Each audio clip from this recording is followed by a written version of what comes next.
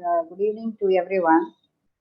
This is an unique experience to have a webinar meeting.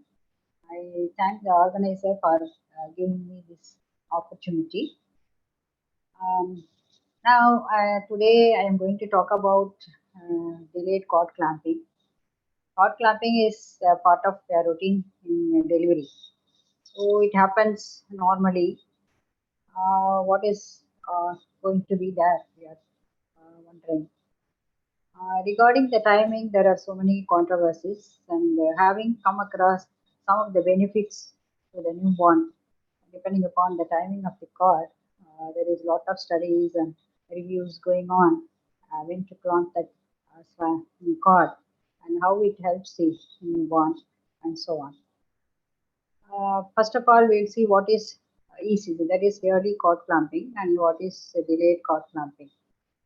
Earlier in 1950s, that early cord clamping was said to be when the cord is clamped less than 1 minute, and anything delayed cord clamping was told when the cord was clamped between 1 and 5 minutes, like that. People used to clamp the cord between 1 to 5. They used to clamp normally between 3 to 5 minutes, like that, because they thought it helps the babies in some way and all. But there were some recommendations which were not in detail, or not very trials are not there. So as time went on, people started uh, clamping the cord shorter, within shorter duration, and most of them used to clamp the cord within 15 to 20 seconds, like that. Later on, there are so many studies and trials and systematic reviews which went on and recommended delayed cord clamping. So, what are the recommendations of delayed cord clamping? We'll see. The WHO, as per the WHO, the delayed cord clamping is not earlier than 1 minute. The American Association Neonatal Resuscitation Program says after 30 to 60 seconds in term and preterm infants who do not require PPV, that is delayed cord clamping. And as per RCOG recommendation, it is 2 minutes after birth. Then the American College of Nurses and Midwives, anywhere between 2 to 5 minutes they can do. As per the ACOG recommendation, it is between 30 and 60 seconds delayed cord clamping. So what happens when there is a cord is clamped, delayed cord clamping? There is about a transfer of around 80 ml of blood in 1 minute, and around 100 ml of placenta blood in 3 minutes, which helps the baby to have a good transition, and also it supplies an iron store of 40 to 50 milligram per kg of body weight. So this prevents iron deficiency in the newborn between 3 and 6 months of life. Iron deficiency can lead on to your cognitive, motor, and behavioral impaired development. This Most of our babies in the developing countries have iron deficiency, and they have this problem. It is so in also developed countries also, where it is around 5 to 15% like that. So with delayed cord clamping, and they will not have this uh, iron deficiency during this period. Not only that, this delayed cord clamping helps in the transfer of immunoglobulins and stem cells also, which help in tissue and organ repair, especially in preterm babies who have a lot of problems. And this gives a therapeutic benefits for the infant in the later life also. So there were many studies, and there was in 2012 there were many systematic reviews based on many studies in preterm infants, where they studied the effect of delayed cord clamping in babies, preterm babies who are between 24 and 36 weeks of gestation, and the cord clamping time was between 30 seconds to 3 minutes, and some of them were then cord milking also. and they have given the following recommendations.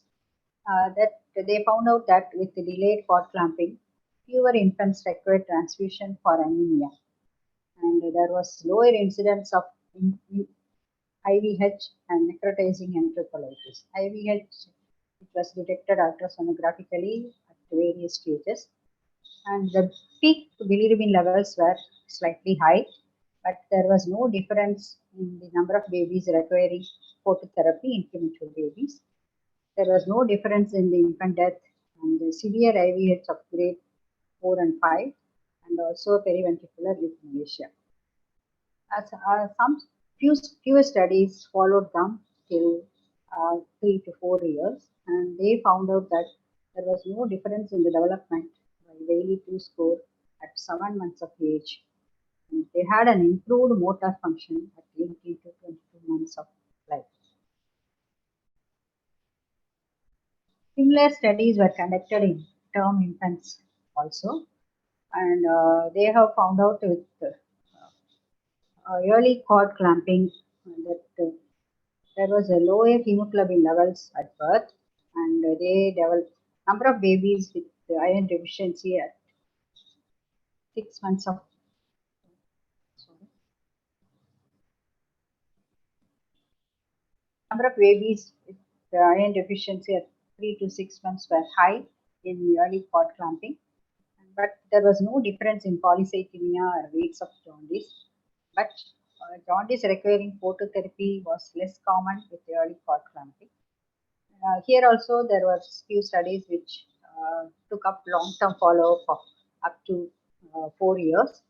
There was no difference in the development at 4 months and 12 months, but at 4 years, low scores in social and fine motor development in the early cord clamping infants. And we have been telling about what happened in the neonatal outcome. And when we are telling them to have a delayed cord clamping, the obstetricians will be little worried about how to manage the third stage of labor, whether it will interfere with active management of the third stage of labor, and there will be more of PPH or any hemorrhage in the mother. So these outcomes were also studied. So with the delayed cord clamping, there was no increased risk of postpartum hemorrhage and no increased loss of blood during delivery. There was no difference in the postpartum hemoglobin levels and need for transfusion in the mothers. The process and technique of delayed cord clamping does not interfere with the active management of the third stage of labor.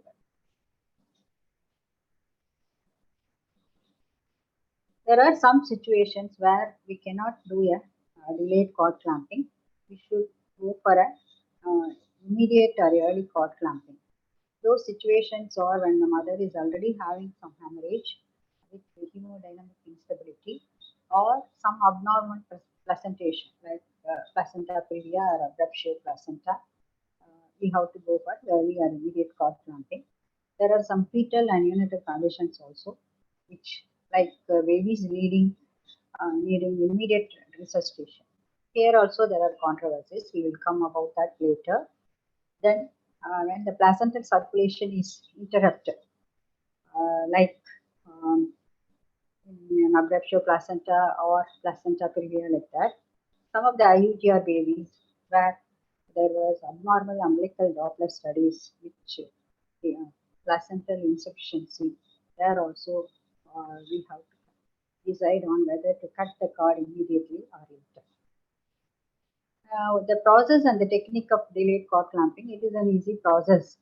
The one thing is when the baby is delivered vaginally, previously it was advised that when the baby should be kept in level with the uh, placenta or it is slightly at a lower level because the flow will be gravitational and we will have a lot of blood. But the recent studies shows that there is no difference by the position of the baby, so that we can keep the babies over the mother's abdomen. And as per the recent recommendations, we can give immediate skin to skin care also. Even in the cesarean delivery also, the babies can be put on the mother's abdomen or legs by the help of the assistant or the staff nurse, and they can give skin to skin contact. With the position on the skin to skin contact and the cord intact, we should start giving the initial care of the newborn, like drying the baby and giving skin to skin contact position of the baby.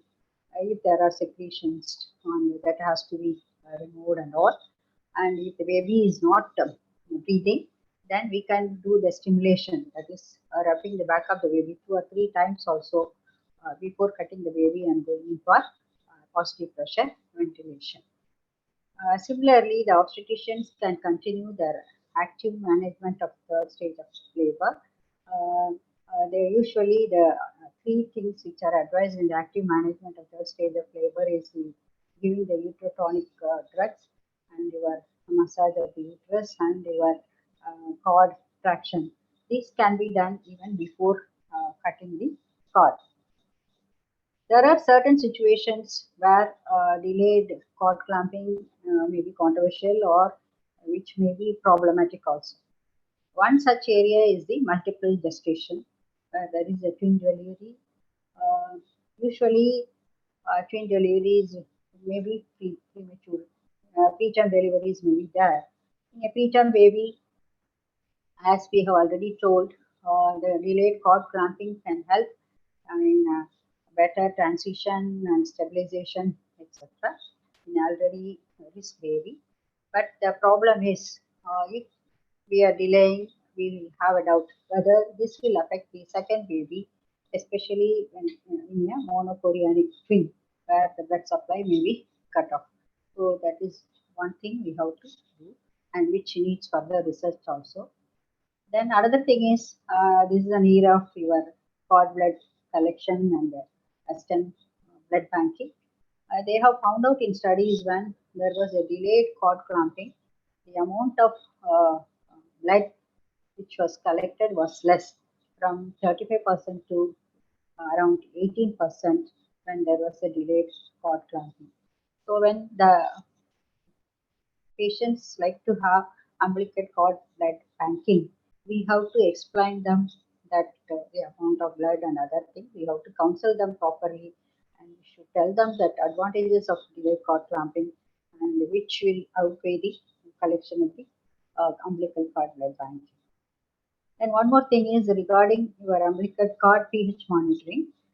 They have found out in studies, in two studies, they have found out that the umbilical cord pH was slightly lower when there was a delayed cord clamping. It was around less than 0.03 less than compared to the normal cord clamping. In another large studies, it was found there was no difference in the umbilical pH monitoring or the PO2 in another studies. So, but most of the time the pH monitoring is done with the babies who have problem. So we need not worry about that. Then other thing is obstetricians are worried about HIV positive mothers. And the earlier recommendation in HIV mothers were to separate the baby as early as possible.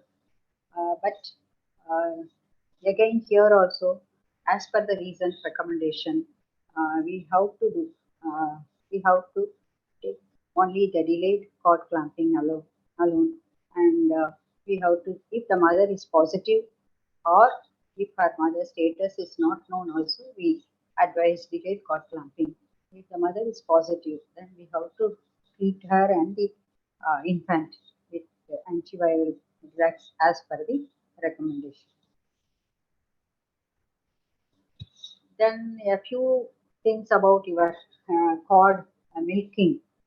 Cord milking or stripping is you are squeezing out the blood from the placental side towards the baby 3 or 4 times so that the blood enters into the baby's brain.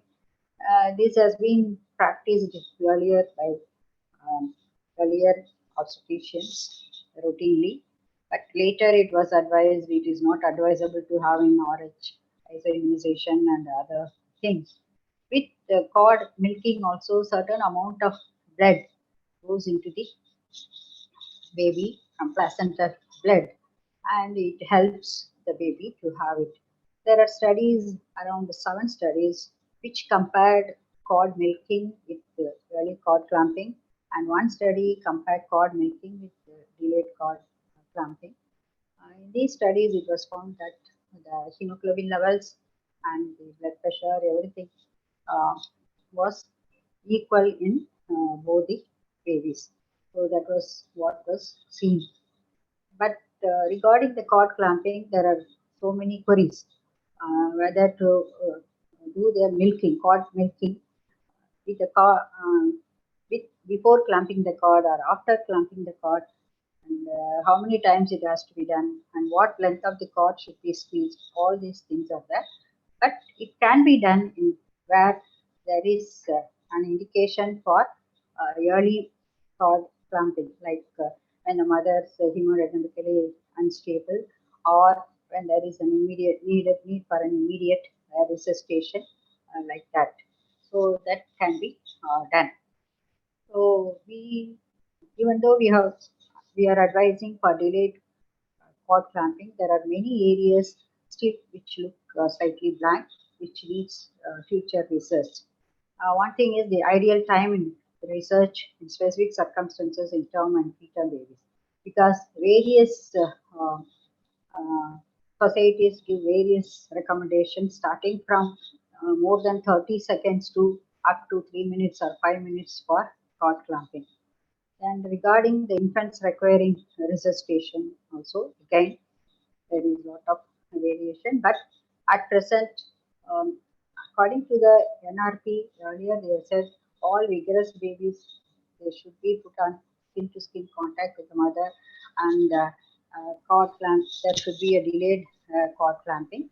But as per the latest thing, they say you can resuscitate the baby and you can provide positive pressure ventilation with cord intact, with a mobile resuscitation unit, if there is place in the delivery place. Then, when to give the uterotonic agents after birth, that is obstetrician's review, whether to give immediately or we have to wait, and other things that has to be taken care of. So, in pregnancies with risk of polycythemia like PIH and with IUTR babies, they whether this can cause further increase in polycythemia. But as per the recent reviews, there is no difference in the no increase in the polycythemia in babies who had delayed cord clamping and early cord clamping. And the because there is a transfer of all immunoglobulins and stem cells, we have to see whether it helps in long-term immunity, host defense, and repair later on in the later life of the babies also. So the latest recommendations are WHO recommends delayed cord clamping of not earlier than 1 minute for improved maternal and infant health and nutritional outcome. WHO's recommendation on guidelines for resuscitation is for term and preterm who do not require PPD, the cord should not be clamped earlier than 1 minute. Who require PPD, cord should be clamped and cut immediately. Babies who do not breathe spontaneously after drying should be stimulated by rubbing the back 2 or 3 times before clamping the cord and initiating positive pressure ventilation. As per the NRP program, PPV can be provided without cutting the cord by the bedside itself. So the recommendations for prevention and treatment of PPH, late cord clamping of 1 to 3 minutes, making needs further studies because we have to do how long we have to do and all. Uterotonic drugs and controlled cord traction with delayed cord clamping is beneficial.